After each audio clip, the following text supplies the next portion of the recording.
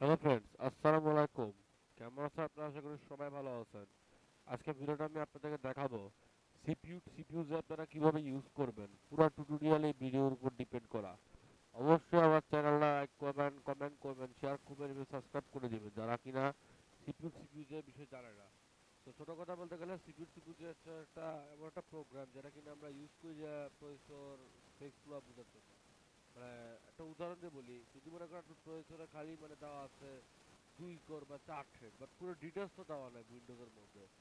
তো আপনি এই প্রোগ্রামের মাধ্যমে পুরো সিপিইউ দেখতে পাবেন এবং সিপিইউ ছবিটাও দেখতে পাবেন পুরোপুরি, নট অনলি সিপিইউ, মাদারবোর্ড আরো অনেক কিছুর বিষয় আপনারা দেখতে পারবেন ফ্রিতে, বিনা ইস্যু ছাড়া। তো আমরা শুরু করে দিই সফটওয়্যারটা বুঝা এবং কি কি জিনিস আছে আমরা একটু শুরু করে দিই। তো ধরুন আমরা শুরু করে দিই দেখা। এই প্রোগ্রাম আপনারা ওপেন করবেন, অবশ্যই ভুলবেন না ওপেন করতে। আর এই সফটওয়্যারটার ইন্টারফেস দেখতে ঠিক এরকমটাই হবে। মানে এটা পিসি, দেখুন আমাকে তো অনেক ওল্ড একটা প্রসেসর। এই যে কোয়াড কোর Q660 একেবারে মানে প্রিসাইজ ভাবে ডিটেক্ট করতে পারছে এটা। আমার কোড নেম দেওয়া আছে, আমার সকেটের নাম দেওয়া আছে, আমার টেকনোলজিটা বিষয় দেওয়া আছে, এই কোন কত কি হার্টসের প্রসেসর। ইভেন আমার এই যে ইনস্ট্রাকশন গুলো, আমারটা খুব একটা ইনস্ট্রাকশন, কারণ আমারটা পুরানো প্রসেসর তো। যদি আপনার তো মনে করেন রাইজেন বা এর নতুন প্রসেসর থেকে একটু বেশি ইনস্ট্রাকশন দেখাবে আমার মনে হয়। মেইন বোর্ড এরিয়াতে গেলে দেখা যাবে যে আমারটা গিগাবাইট কোম্পানি মাদারবোর্ড, আর এটা হচ্ছে আমার মডেল নাম্বার মাদারবোর্ডের। এটা হচ্ছে বাস স্পেক্সা মাদার চিপসেট, যেটা মাদারবোর্ডটা সাপোর্ট করে।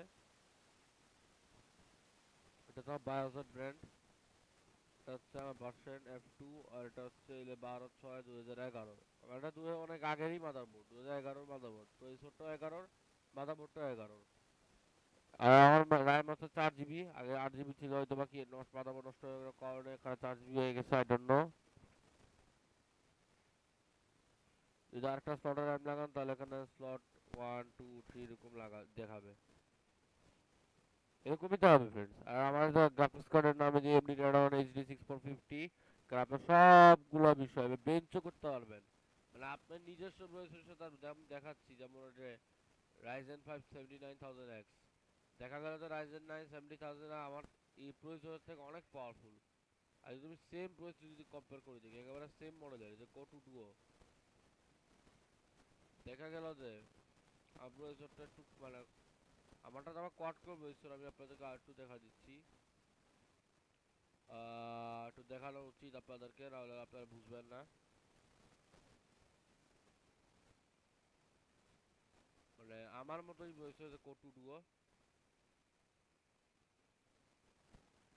তার মানে Core 2 Duo এর ট্রেডিংটা একটু বেশি আছে আমারটা থেকে। আমি আই ডোন্ট নো কেন আমারটা কম, বাট ভালোই আছে, খারাপ না।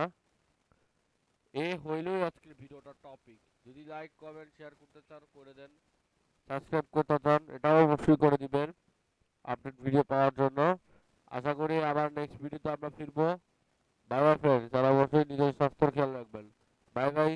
আর অবশ্যই নতুন ভিডিও দেখবেন। টাটা। আর নতুন ভিডিওর জন্য আমন্ত্রণ।